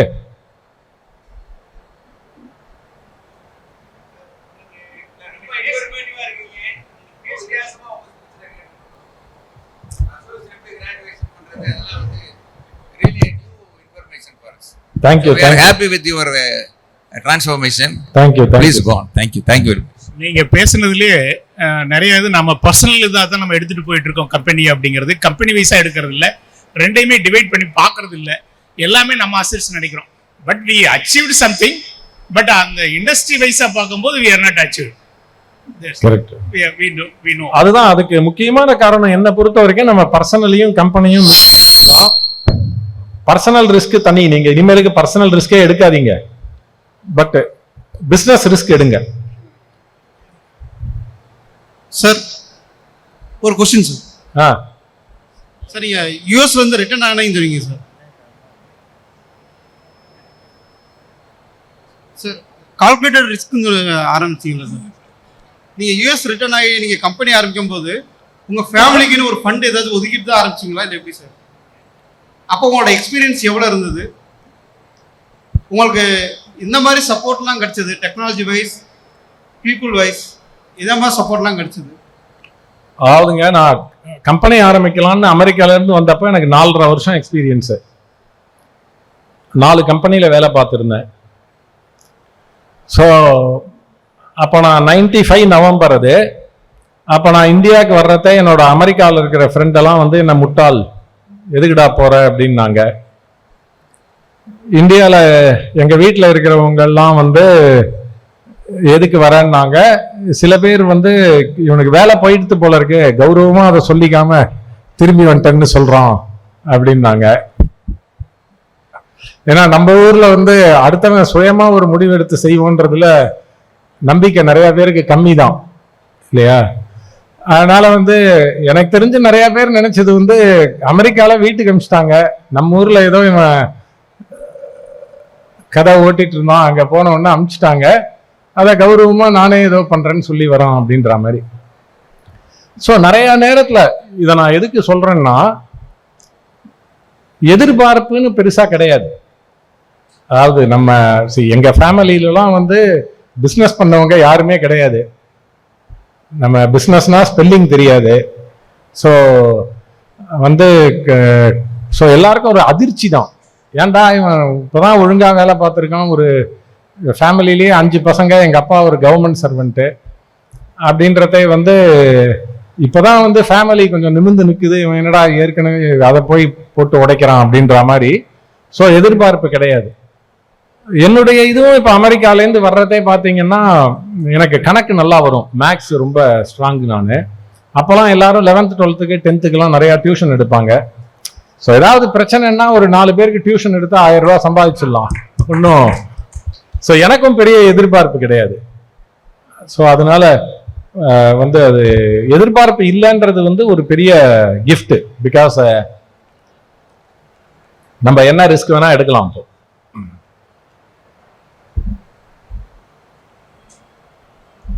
ஸோ இப்போ நீங்க இந்த ஸ்கில் எல்லாமே, அதாவது இப்போ நான் சாஃப்ட்வேர்ல போனேன். இப்போ கம்ப்யூட்டர் சயின்ஸ் தெரிஞ்சவங்க நிறைய பேர்கிட்ட வேலை பார்த்தேன், கூட வேலை பார்த்துருக்கேன்னு வைங்க. இப்போ சாஃப்ட்வேர் தெரியாத நிறைய பேரோட வேலை பார்த்தேன் அப்படின்னா, எனக்கு இது தெரியாது, நான் இதை படிக்கலை அப்படின்றது நான் ஒரு பெரிய அசட்டா பார்த்துருக்கேன். இப்போ நீங்க நிறைய பெரிய கம்பெனியில பெரிய பொசிஷன்ல இருக்கிறவங்க என்ன படிச்சிருக்காங்க அப்படின்னு பாத்தீங்கன்னா, நிறைய பேர் கம்ப்யூட்டர் சயின்ஸ் படிக்கல, கம்ப்யூட்டர் இண்டஸ்ட்ரியில இருக்காங்க. அவங்களுக்கு எது பெரிய மூலதனம்னு கேட்டீங்கன்னா எனக்கு தெரியாது அப்படின்றது தான். அப்ப ஆக்சுவலா எனக்கு டெக்னாலஜி தெரியாதுன்றத நீங்க ஒரு பெரிய ஸ்ட்ரென்த்தா மாத்திக்கலாம். ஏன்னா ஆர்வம் அப்ப வரும். இப்ப எனக்கு தெரியும் அப்படின்றதுனால நான் இது இவ்வளவுதான் அப்படின்ட்டு அசால்ட்டா விட்டுருவேன்.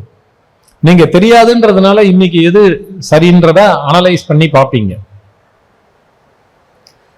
ஸோ அதனால இப்ப பிசினஸ் தெரியாது, பிசினஸ் பண்றவங்க யாரையுமே தெரியாது, அது ஒரு பயங்கரமான ஸ்ட்ரென்த். ஏன்னா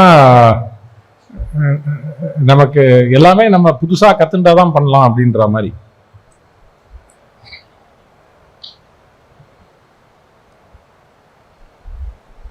ஸோ இப்போ இந்த பர்சனல் ஃபினான்ஸ் அண்ட் இதில் பார்த்தீங்கன்னா, ஃபர்ஸ்ட் நமக்கு இப்போ நீங்க ஒரு முடிவு எடுக்கிறீங்கன்னா உங்களுக்கு ஒரு சேஃப்டி வேணும். ஏன்னா இந்த ரிஸ்க் அப்பிடைட்டே நான் 25 வயசுல எடுத்த ரிஸ்கை 45ல் எடுக்க முடியாது, 45ல் எடுத்ததை 65ல் எடுக்க முடியாது. ரைட்? அப்போ நம்மளுக்கு ஒரு ஃபினான்ஷியல் சேஃப்டி, ஃபினான்ஷியல் செக்யூரிட்டி வேணும். இப்போ அதே சமயத்தில் நம்ம வளரணும்னா நமக்கு ஒரு ரிஸ்க் அப்பிடைட் இருந்துட்டே இருக்கணும்.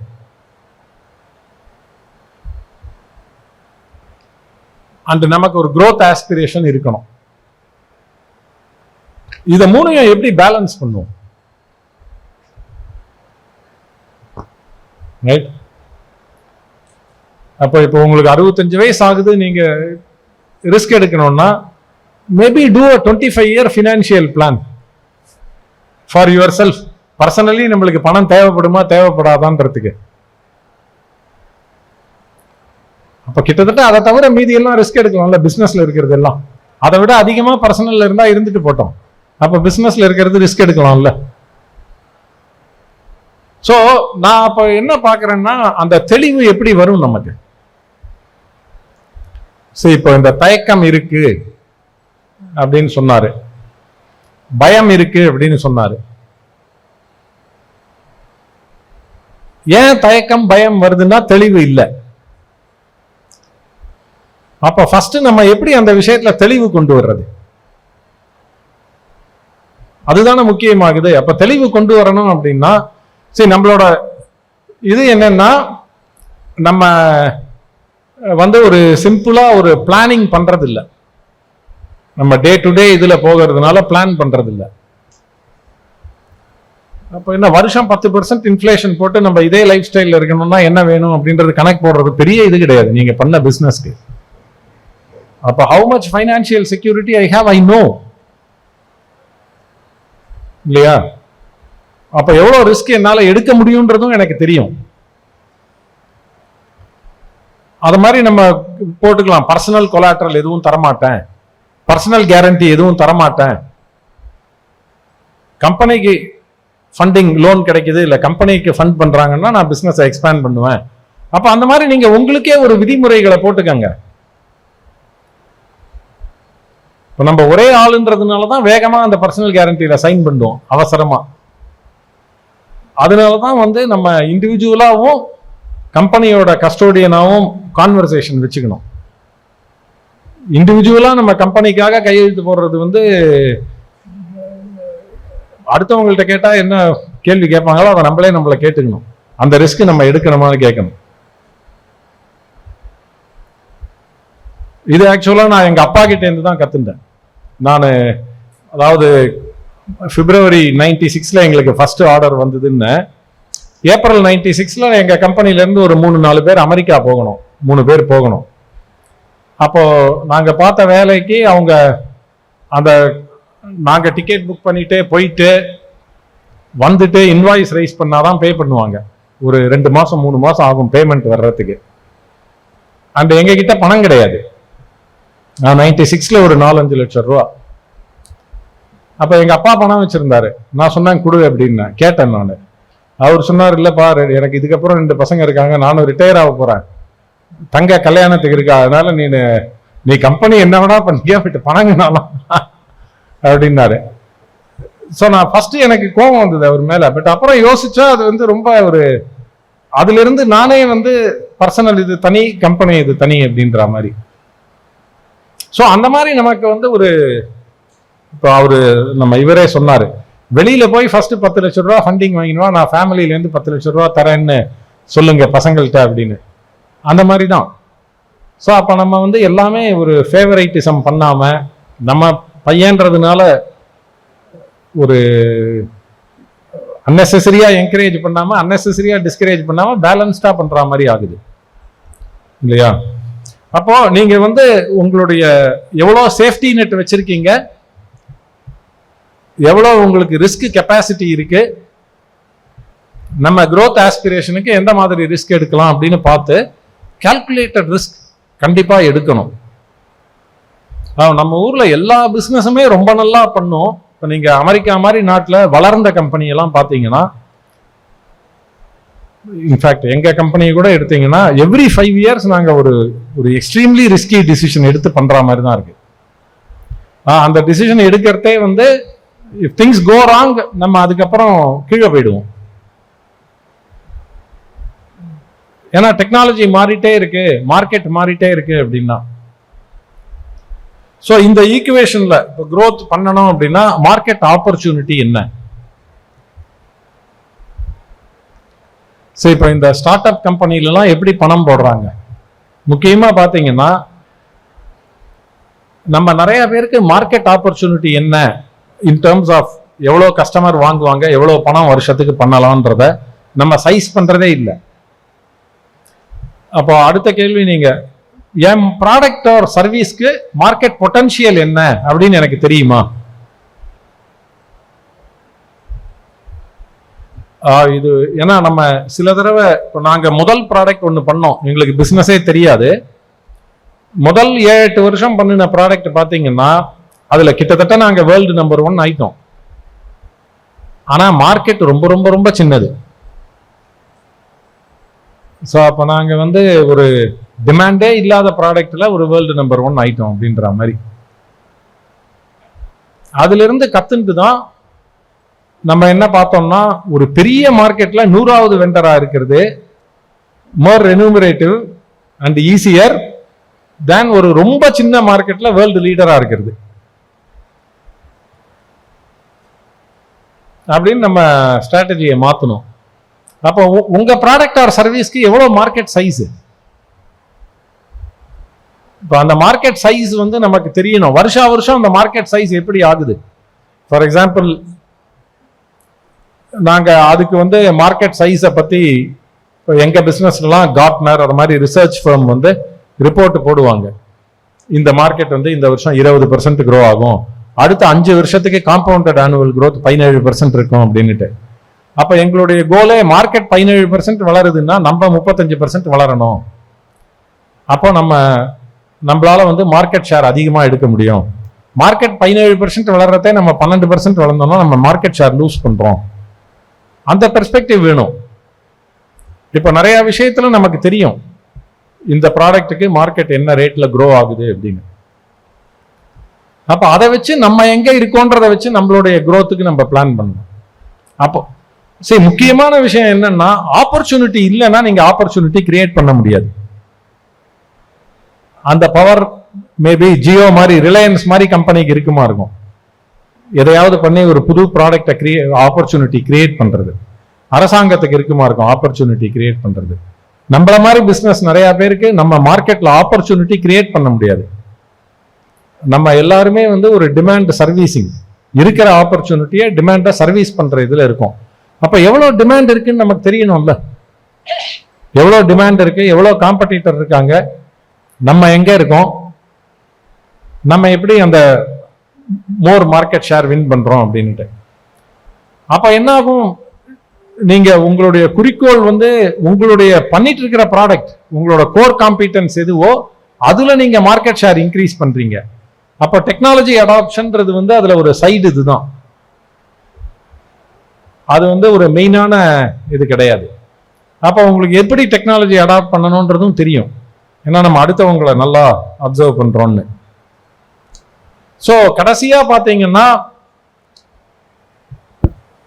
இப்ப உங்கள எவ்வளவு பேர் வந்து எனக்கு 50 வருஷமா கஸ்டமர் இருக்காங்க, ஒரே கஸ்டமர், ஏன்னா அசோசியேஷன் 50 வருஷமா இருக்கு. அப்போ there are businesses which are older than 50 years. அப்ப 50 வருஷமா நாங்க ஒரே கஸ்டமரை சர்வீஸ் பண்றோம், 20 வருஷமா ஒரே கஸ்டமரை சர்வீஸ் பண்றோம், 10 வருஷமா ஒரே கஸ்டமரை சர்வீஸ் பண்றோம்னா நீங்க கேட்க வேண்டிய கேள்வி வந்து, அந்த கஸ்டமர் வருஷா வருஷம் more and more profitable customer ஆயிட்டு இருக்காரா, இல்ல லெஸ் அண்ட் லெஸ் ப்ராஃபிட்டபிள் கஸ்டமரா ஆயிட்டு இருக்காரா?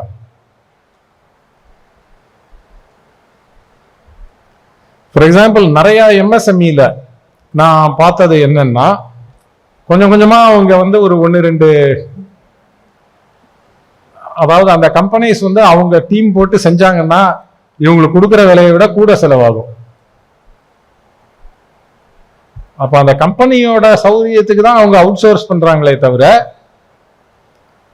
இந்த ஆண்டர்பிரினரோட ப்ராஃபிட்டபிலிட்டி வந்து அதுல கிடையாது. இல்ல ஆண்டர்பிரினர் ப்ராஃபிட் பண்ணாருன்னா இட் இஸ் பிகாஸ் அவர் வந்து போரர் ஒர்க்கிங் என்விரான்மெண்ட் கொடுக்குறாரு ஸ்டாஃபுக்கு, அந்த மாதிரி ஒரு இதுவா இருக்கே தவிர ஒரு ஹெல்த்தியா வந்து பண்ற மாதிரி இல்லை. ரைட்? அப்ப நம்ம அதை பார்க்கணும். ஏன்னா ஹெல்த்தியா பண்றோம்னா, இப்போ எஸ்ஏபி இருக்குது சாஃப்ட்வேர்ல, அந்த கம்பெனி பாத்தீங்கன்னா மார்க்கெட்ல ஸ்லோ டவுன் வருதுன்னு வைங்க, அவங்க விலையை 20% ஏத்துவாங்க. விலையை மட்டும் ஏற்ற மாட்டாங்க, ஏஎம்சியும் சேர்த்து ஏத்துவாங்க. என்ன சொல்லுவாங்கன்னா, இப்போ ஸ்லோ டவுன் ஆனதுல எங்க டெக்னாலஜி வந்து இன்னும் உங்களுக்கு ப்ரொடக்டிவிட்டி கூட்டுறதுக்கு ஹெல்ப் பண்ணுது அப்படின்றாங்க. அதாவது பிரைசிங் பவர். நம்ம பிரைசிங் பவரே இல்லாத மார்க்கெட்ல இருக்கோம், பிரைசிங் பவரே இல்லாம ஒரு கஸ்டமரை சர்வீஸ் பண்ணிட்டு இருக்கோம்னா அதை ஐடென்டிஃபை பண்ணுங்க. அப்ப அங்க பிரைசிங் பவர் வர்றதுக்கு நீங்க என்ன பண்ணணும், இல்லாட்டி வேற என்ன பண்ணுனா பிரைசிங் பவர் இருக்கிற மாதிரி மார்க்கெட்டை சர்வீஸ் பண்ணணும், அந்த கேள்வியை நீங்க கேட்கணும். ஒரு டைனி அண்ட் ஸ்மால் பிசினஸ் வந்து டைனி அண்ட் ஸ்மாலா இருக்கிறதுக்கு இன்னொரு காரணம் பிரைசிங் பவர் ஆர் லெவரேஜ்னு வாங்க. பிரைசிங் லெவரேஜே இல்லாம நம்ம பிசினஸ்ல இருக்கோம். அப்போ நம்மள கூப்பிட்டு ஒரு கஸ்டமர் மீட்டிங் பண்றாருன்னா, எங்கேயாவது இந்த வேலை கட்டுப்படி ஆகாதுன்னு சொன்னா அவங்க நம்மளை கயட்டி விட்டுருவாங்க, அதனால ஒத்துன்ட்டு வந்துருவோம். அப்ப எவ்வளவு முறை வந்து நீங்க முழு மனது இல்லாம எஸ் சொல்றீங்கன்னு பாருங்க, அது ஒரு கேள்வி. நான் எவ்வளவு முறை வந்து அறகுறை மனசோட வேற வழி இல்லாம எஸ் சொல்றேன். நிறைய இது மாதிரி பண்ணீங்கன்னா நீங்க இப்ப ஆண்டர்பிரினரா இல்ல அடிமையா மாறிட்டீங்கன்னு அர்த்தம். அதுக்கு வேலையே பார்த்திருக்கலாம். ஸோ ஐ திங்க் நான் என்ன ஒரு சில கேள்விகள்லாம் சொல்லியிருக்கேன். இதெல்லாம் யோசிச்சிங்கன்னா கண்டிப்பா நீங்களே வந்து என்ன டெக்னாலஜி நமக்கு தேவை அப்படின்னு முடிவு பண்ணிடுவீங்க. இப்போ டெக்னாலஜி தேவைன்றதே ஒரே ஒரு நிமிஷம் இதை மட்டும் சொல்லிடுறேன், ஏன்னா இது ரொம்ப முக்கியமான இது. இப்போ நம்ம டெக்னாலஜி தேவைன்ற முடிவை எடுத்துட்டோம்னு வைங்களேன், நான் பார்த்ததுல 99% பேர் வந்து டெக்னாலஜி எப்படி வாங்குறாங்கன்னா, ஒரு என்ன வேணும்ன்றதே தெரியாம வாங்குறாங்க. அதாவது இப்ப எப்படி வந்து நம்ம பொங்கல் வடை சாப்பிட்டா பசி போகும், அது நம்மளுக்கு நாக்குக்கு ருசியா இருக்குன்னு வாங்கிடுறோம். இல்ல சில சமயம் ரெஸ்டாரண்ட்ல போய் உட்காடுறோம், பக்கத்துல இருக்கிறவர் வந்து ஆனியன் ரவா சாப்பிட்டாருன்னா நமக்கும் அது சாப்பிடணும்னு தோணுது, ஆர்டர் பண்றோம். அத மாதிரி நம்ம டெக்னாலஜியை வாங்குறோம் இன்னைக்கு. அதை அப்படி வாங்கக்கூடாது. முதல்ல வந்து உங்களுடைய தேவை உங்களுக்கு தெரியலன்னா டெக்னாலஜி தேடாதீங்க. என்ன ப்ராப்ளம் நான் சால்வ் பண்ணும், எதுக்காக நான் ஒரு tool, technology is just a tool. உங்க ப்ராப்ளம் எதையுமே அது சரி பண்ணாது. உங்க ப்ராப்ளம் என்னன்னு நீங்க புரிஞ்சுட்டு அதை சால்வ் பண்ணுதான்னு பார்த்துட்டு வாங்கினீங்கன்னா, அதை சரியா உபயோகப்படுத்தினா அது சால்வ் பண்ணும். 50% வந்து உங்களுக்கு என்ன தேவைன்றதை நீங்க புரிஞ்சுக்கணும். நம்ம ஃப்ரெண்டு வாங்கியிருக்காரு, இன்னொருத்தர் சொன்னாரு அப்படின்னு டெக்னாலஜி வாங்குனீங்க, உங்களுக்கு அதை சரியான முறையில உபயோகிக்கணும்ன்ற எண்ணம் இல்லை, உங்களுக்கு வந்து அதனால என்னெல்லாம் நம்மளுக்கு தேவைன்ற ஒரு எக்ஸ்பெக்டேஷன் இல்லை, அதை வாங்கி போட்டா தானா சரியா போயிடும் அப்படின்னு நினைச்சீங்கன்னா கண்டிப்பா சரியாவாது. கண்டிப்பா நீங்க பணத்தை இழந்துருவீங்க டெக்னாலஜி இம்ப்ளிமெண்ட் பண்றதுல. அதனால உங்க கோர் பிசினஸ் ஆபரேஷன்ஸ்க்கு ஆட்டோமேஷன் அதை மாதிரி வாங்கினாலும் சரி, ஏன்னா அதுலதான் இன்னைக்கு நிறைய சாஃப்ட்வேர் அது மாதிரி ஆபரேஷனை மேனேஜ் பண்றதை போடுறதை விட கோர் பிசினஸ்லயே இன்னைக்கு நிறைய இடத்துல டெக்னாலஜி வந்திருக்கு. அதுக்கு வாங்குறதா இருந்தாலும் சரி, வேற மேனேஜ் பண்றதுக்கு ERP அது மாதிரி சாஃப்ட்வேர் வாங்குறதா இருந்தாலும் சரி, முதல்ல நீங்க உங்க தேவையை நல்லா புரிஞ்சுக்கங்க, தேவையை டாக்குமெண்ட் பண்ணுங்க. அந்த தேவை வந்து நம்ம தெளிவா தெரிஞ்சிருக்குமான்னு பாருங்க. அதுக்கப்புறம் நீங்க ஒரு டெக்னாலஜி சூஸ் பண்ணி வாங்குறது ரொம்ப ஈஸி ஆயிடும். ஸோ இதோட நான் வந்து முடிச்சுக்கிறேன். அவங்க கேள்வி ஏதோ கேட்க வந்தாங்க சார். ஒரு ப்ராப்ளம்னா அதுக்கு வந்து ஒரு சொல்யூஷன் அடுத்த நாள் காலையில் எந்திரிக்கும் போது கிடைக்கும்னு சொன்னீங்க. அதை ப்ராக்டிஸ் பண்ணணும். நீங்கள் எந்த மாதிரி ப்ராக்டிஸ் பண்ணால் அந்த மாதிரி நம்மளுக்கு ஒரு இன்டியூஷனில் கிடைக்கும் சார்? எப்படி ப்ராக்டிஸ் பண்ணணும்? அது எனக்கு உண்மையாவே தெரியலங்க. ஏன்னா நான் வேலை பார்க்க ஆரம்பிச்சதுல இருந்தே, இப்போ நான் ஃபர்ஸ்ட் IIT-ல வேலை பார்த்தேன். ராத்திரி 12:30 மணி வரைக்கும் ஒரு பிரச்சனையை பார்த்துட்டு வந்து டயர்டா தூங்கிடுவேன். காலையில 6:30 மணிக்கு எழுந்துட்டு குளிக்கிறதே எனக்கு அதுக்கு சொல்யூஷன் வந்துடும். ஓடி போய் 6:45 சாப்பிட்டு லேபுக்கு போய் பண்ணுவேன், அது ஒர்க் ஆயிடும். அது மாதிரி அது கண்டிப்பா எனக்கு ஒரு 1000 இன்சிடென்ட் இதை மாதிரி சொல்ல முடியும் என்னென்ன பிரச்சனைன்னு. ஆனா அது எப்படின்றத சொல்ல முடியாது. பட் ஒரு விஷயம் நான் இப்போ லாஸ்ட் 10-12 வருஷத்துல அது அதிகமானதுக்கு காரணம்னீங்கன்னா மெடிடேஷன் சொல்லுவேன். ஸோ நீங்க மைண்டு காமா இருந்தது, மெடிடேட் பண்ணீங்க அப்படின்னா கண்டிப்பாவே வந்து நிறைய பிரச்சனைக்கு உங்களுக்கு சொல்யூஷன் வந்து தானாவே தோணுது. Thank you sir. Thank you sir. I am Srinivasan. ஒரு 3 கேள்வி சார். உங்க பலம் வந்து உங்களுடைய ட்ரெஸ் கோட் தான். அதுக்கு எனக்கு கண்டிப்பான முதல்ல எக்ஸ்பிளனேஷன் வேணும். எப்படி கம்பெனியை மானிட்டர் பண்றீங்க இங்க இருந்த மேலேயே? உங்களுடைய டே டு டே ஆக்டிவிட்டிஸ் எப்படி இருக்கு சார்? முதல்ல ட்ரெஸ் வந்துங்க, ஆக்சுவலா எங்க ஊர்ல நாங்கெல்லாம் சட்டை பனியன்லாம் கூட போட்டுக்க மாட்டோம். அப்படிலாம் வந்தா நீங்க உள்ள விட மாட்டீங்களேன்னு நாங்க இப்படி வரோம். இப்போ எங்க அப்பா பாத்தீங்கன்னா முக்கால்வாசி நேரம் அவரு ஆபீஸ் போகிறதை மட்டும்தான் சட்டை போட்டுன்னு போவாரு. மற்ற நேரம்லாம் அவரு சட்டை இல்லாம தான் இருப்பாரு. இப்ப எங்க கிராமத்துல நாங்க ஒரு 15 நாள் இருந்தோம். அங்கெல்லாம் நான் 15 நாள் நான் சட்டையே பார்க்கல, அப்படிதான் இருப்போம் நாங்க. அதனால நம்ம எப்படி இருக்கோமோ அப்படியே இருக்கோம், அவ்வளவுதான், ஒன்றும் மாற்றம் இல்லை. ஸோ ரெண்டாவது, நீங்க இப்போ இந்த மானிட்டர் பண்றோம்னு இருக்குல்ல, ரொம்ப தேங்க்ஸ் அதை கேட்டதுக்காக. ஏன்னா இந்த மானிட்டர் பண்றதே ஒரு வியாதி. நீங்க வளரணும்னா இந்த மானிட்டர் பண்றோன்ற வியாதியிலேருந்து வெளியில வரணும். அதாவதுங்க, நான் வந்து நீங்க ஒரு முறையும் மானிட்டர் பண்றோன்றதே அது என்னுடைய ஆன்சைட்டிக்காக பண்றேன்னா இல்ல நிஜமாவே அந்த வேலை ப்ரோக்ரஸ் ஆகிறதுக்காக பண்றேனா அப்படின்ற கேள்வியை கேளுங்க. ஏன்னா நிறைய நேரம் நமக்கு ஆன்சைட்டிக்காக மானிட்டர் பண்றோம். நீங்க அந்த ஆன்சைட்டினால மானிட்டர் பண்றதே நிறைய நேரம் வேலை செய்யறவங்க என்ன நினைக்கிறாங்க, இவருக்கு வேற வேலை இல்லை அப்படின்னு நினைக்கிறாங்க. அப்ப நீங்க எப்படி வந்து பொறுப்பை அவங்களுக்கு, அதாவது இப்போ மேனேஜ்மெண்ட்ல ஒரு இது சொல்லுவாங்க, don't delegate a task, delegate a responsibility. So you cannot delegate accountability. பொறுப்பு நம்ம எடுத்துக்கணும். ஆனா அவங்களுக்கு முதல்ல நம்ம வந்து ட்ரைனிங் கொடுத்துட்டோமா, அவங்களால அந்த வேலையை செய்ய முடியுமான்னு பார்த்துட்டு கண்டிப்பா நம்ம அவங்களுக்கு வந்து பொறுப்புக்கு தான் நான் பே பண்றேன், நேரத்துக்கு பே பண்ணலன்ற ஒரு இது வேணும். எவ்வளவு யாருக்கு கொடுத்தாலும் பொறுப்பா இருக்கிறவங்கள நம்ம என்கரேஜ் பண்ணணும். அப்ப நீங்க நம்ம மானிட்டர்ன்றத நாங்க எங்க ஆபீஸ்ல எப்படி பண்ணுவோம்னா, எல்லா ப்ராஜெக்ட்டுக்குமே ஒரு டெய்லி ஸ்டாண்டப் இருக்கும். அப்படின்னா தனித்தனியா எல்லாரையும் கேட்க மாட்டோம், ஏன்னா ஆளுக்கு ஒரு கதை சொல்லுவாங்க. அதனால இப்போ நான் ஆபீஸ்ல வந்து ஒரே சமயத்துல ஒரு 50 ப்ராஜெக்ட் போயிட்டு இருக்கலாம். இப்போ முக்கால்வாசி இதுல எப்படின்னா பெஸ்ட் ப்ராக்டிஸ், ஒரு ப்ராஜெக்ட் டீம்ல 3 பேர் 5 பேர் தான் இருப்பாங்க பதில் சொல்ற மாதிரி. அந்த 5 பேருமே அந்த டெய்லி ஸ்டாண்டப்புக்கு வரணும். டெய்லி ஸ்டாண்டப் 10 நிமிஷத்துக்குள்ள முடியணும்.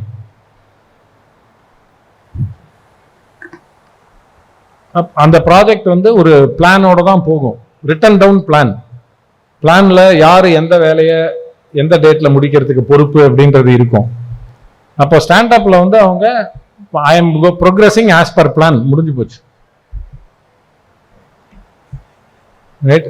யாராவது ஒருத்தர் வந்து டிலே ஆகுறாங்கன்னா எனக்கு I need help, I have a சேலஞ்சுனா யார் யார் உனக்கு ஹெல்ப் பண்ணோம், அந்த மீட்டிங் தனியா நடக்கும்.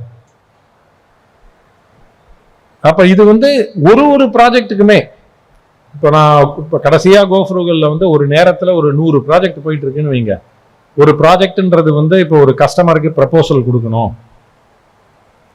இல்ல ஒரு கஸ்டமருக்கு வந்து ஒரு மார்க்கெட்டிங்ல ஒரு கேம்பெயின் லான்ச் பண்ணணும், இன்னொரு ப்ராஜெக்ட் வந்து டெவலப்மெண்ட்ல ஒரு ப்ராடக்ட்ல ஒரு ஃபீச்சர் ஆட் பண்ணோம் அப்படின்னா each one will have 4-5 people. அந்த நாங்க ஒரே நேரத்துல யாருமே 2-3 ப்ராஜெக்ட்டுக்கு மேல வேலை பார்க்காதன்னு சொல்றது. அப்பதான் ஃபோக்கஸ் வரும். அப்ப அந்த ஸ்டாண்டப் 10-15 நிமிஷத்துல அவங்க வந்து ஸ்டேட்டஸ் சொல்லிடணும்.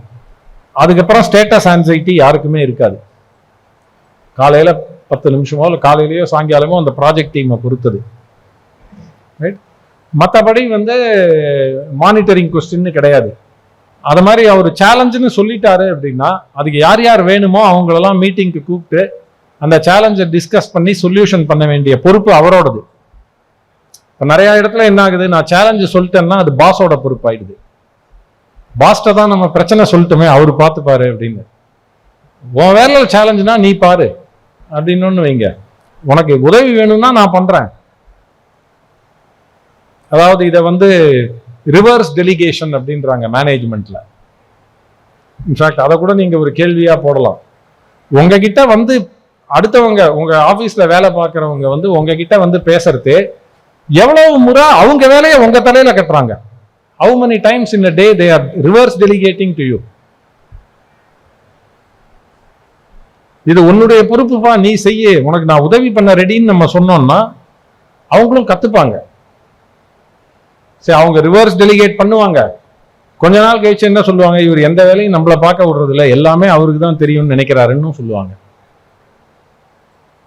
அப்ப என்ன ஆகும், ஓரளவுக்கு அறிவு கேப்பபிலிட்டி இருக்கிறவன் நம்மளோட வேலை செய்ய மாட்டோம். ஏன்னா அவனுக்கு நம்ம ஸ்பேஸே கொடுக்கல அப்படின்னும். நம்ம ரிவர்ஸ் டெலிகேஷனை கட் அவுட் பண்ணோம்னா they will learn to be responsible and the smarter people will stay with us. So ஒரு பிஸ்னஸ் வளர்ச்சிக்கு ரொம்ப முக்கியமான விஷயம் யாரு நம்மளோட இருக்காங்க. எல்லா கம்பெனிலையும் ஆளுங்க வருவாங்க போவாங்க, பட் யாரு நம்மளோடயே இருக்காங்க, யாரை நம்ம ரீடைன் பண்றோம். கேப்பபிளா இருக்கிறவங்களை ரீடைன் பண்ண நம்ம என்ன பண்றோம். தேங்க்யூ.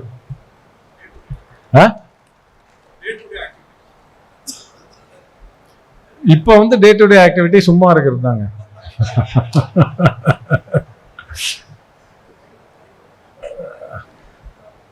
இல்ல ஆபீஸ்ல இருக்கிறதையே நான் லாஸ்ட் ஒரு 8 வருஷம் வந்து நான் முதல்ல வந்து நானாவே ரிவ்யூ மீட்டிங்லாம் போடுவேன்.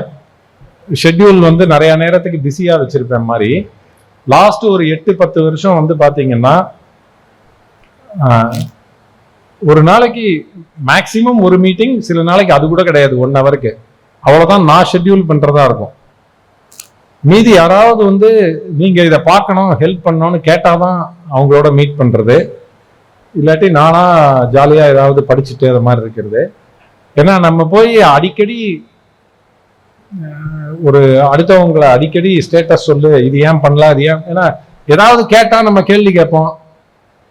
அந்த கேள்வி கேட்கறதே அவங்க ஓனர்ஷிப்பை குறைக்கிற மாதிரி இல்லை. அது தப்பு பண்ண ஸ்பேஸ் கொடுங்க அப்படின்னாரு இல்ல. அப்ப அந்த ஸ்பேஸ் வந்து அவங்களா பண்றதுல கிடைக்கும். அப்ப நீங்க நாள் முழுக்க பேக் டு பேக் மீட்டிங் போட்டு எல்லாமே நம்ம தான் நடத்துறோம் அப்படின்னு நினைச்சிட்டு இருந்தீங்கன்னா நீங்க தான் நடத்திட்டு இருப்பீங்க, யாருமே வளர விட மாட்டீங்க. நம்ம நீனே பண்ணு, பிளான் கொடுத்துரு, பிளான் படி நீ பண்ணு, ஏதாவது பிரச்சனைனா அட்வைஸ்க்கு வா அப்படின்னா they also look at you differently. In fact நீங்க நினைப்பீங்க என்னடா இது நமக்கு இவ்வளவு அனுபவம் இருக்கு, நம்ம பிசினஸ்ல நம்மள மதிக்கல அப்படின்னுட்டு. ஆக்சுவலா நீங்க கொஞ்சம் ஒதுங்கி ஸ்பேஸ் கொடுத்தீங்கன்னா தான் உங்களை அவங்க மதிக்கிறாங்கன்றதே உங்களுக்கு தெரியும். அவங்கள செய்ய சொல்லிட்டு நீங்க உதவி பண்ண ரெடின்னு சொல்லுங்க. That is mentorship. அப்போ they will come to you for help, or அவங்களே போராடி பண்ணுவாங்க. பண்ணணுன்ற சந்தோஷம் அவங்களுக்கு வரும். என்ன கேட்டுட்டு பண்ணுன்னா நம்ம அவங்கள வளர விடலைன்னு அர்த்தம்.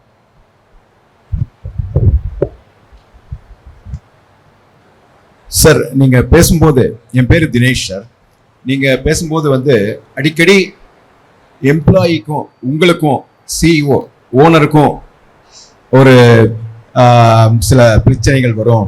அவங்க கிட்ட நான் கேள்வி கேட்பேன், அவர் என்கிட்ட கேள்வி கேட்பாரு, நீங்களும் கேட்கணும் அப்படின்னு சொன்னீங்க இல்லையா? இப்போ நீங்க உங்க சிஇஓ கிட்ட ஆஸ் அன் எம்ப்ளாயி கேட்கும்போது நீங்க கேட்கறத அவங்க கேட்டு நடந்துக்கிறாங்களா, இல்ல அவங்க சொல்றதை நீங்க கேட்டு நடக்கிறதாங்க? இந்த ரெண்டுல எது மேக்சிமம் நடக்குது சார்? இது பேசிஸ்ல பார்த்தோம்னா, ஒரு கால்குலேஷன் பேசிஸ்ல பார்த்தா அவங்க சொன்னது நடக்குதா, நீங்க சொல்றது நடக்குதா? இல்லைங்க, இப்போ ஃபர்ஸ்ட் அடுத்தவங்க நம்ம கிட்ட சொல்லணும்னு வைங்க, நம்ம கேட்டுக்கிறோன்ற நம்பிக்கை அவங்களுக்கு வரணும். அப்பதான் அவங்க நம்மளுக்கு சொல்லுவாங்க. ஸோ அப்போ கண்டிப்பாகவே நான் இப்போ என்னுடைய டீம் மெம்பர் ஒருத்தர் சொல்லி நான் உன்னை செய்யறேன், ஒரு முடிவு எடுக்கிறேன் அப்படின்னா கண்டிப்பாக அது கம்பெனியில் எல்லாருக்குமே தெரிகிற மாதிரி நான் அதை சொல்லுவேன். அப்போ இந்த முடிவு இவர் தான் ஆரம்பிச்சு வச்சாரு, இவர் தான் இந்த ஐடியா கொடுத்தாரு அப்படின்றத அப்போ எல்லாருக்குமே தெரியும். நம்ம போய் சரியான விஷயத்த சொன்னா இவங்க கேட்பாங்க அப்படின்னுட்டு. அது மாதிரி அவங்க சொல்றத நான் கேட்கல அப்படின்னா I will take the time to explain to them. ஏன் அப்படின்னு, அண்ட் நீ இதுக்கெல்லாம் பதில் கொண்டு வந்தா திரும்பி டிஸ்கஸ் பண்ணுவோம் அப்படின்னுட்டு. சரி, இப்போ நான் ஒரு சில இடத்துல பார்க்குறேன், இப்போ பாஸ்ட போய் பேசவே பயப்படுறாங்க ஒரு ஐடியாவை பத்தி. ரெண்டாவது இடத்துல நம்ம ஃபர்மா நோ அப்படின்னு ஒரு முடிவு எடுக்கிறோம். மூணாவது இடத்துல இப்ப சத்திக்கு நோ, இன்னும் கொஞ்சம் டேட்டாவோ எவிடன்ஸோ வந்தா ரீகன்சிடர் பண்ணுவோம்னு எடுக்கிறோம். நாலாவது நம்ம எஸ்ன்னு எடுக்கிறோம். ஆக்சுவலா இந்த முடிவு எடுக்கிறதுலயே பாத்தீங்கன்னா நம்ம எதுல, அதாவது it has to be either strong yes or no அப்படின்னுவாங்க. Especially when you want to your business to grow, எந்த முடிவா இருந்தாலுமே அது ஸ்ட்ராங் எஸ்ஸா இருக்கணும்.